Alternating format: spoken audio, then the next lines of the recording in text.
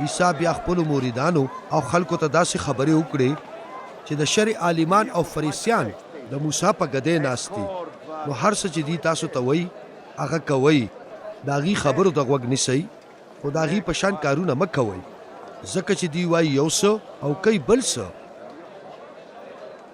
دی مذهبي درانه پیټي تړي او د خلکو په اوږو یې باروي، خو دا نه غواړي چې یو ته د اوچتولو دپاره خپله ګوتم وروړي. دی چې هر څه کوي دا د خلکو د لیدو دپاره کوي.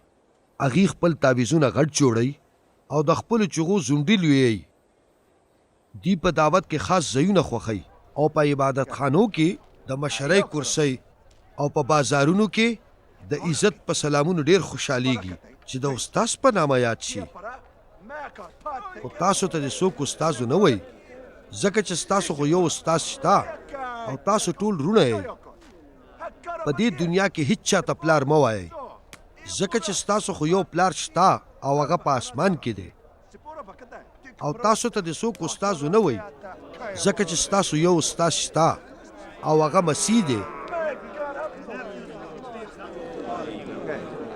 په تاسو کې د ټولو نه لوی ستاسو خادم وي، او هر هغه څوک چې ځان اوچتوي هغه به عاجز کړی شي، او هر هغه څوک چې ځان عاجز کړي هغه به اوچت کړی شي.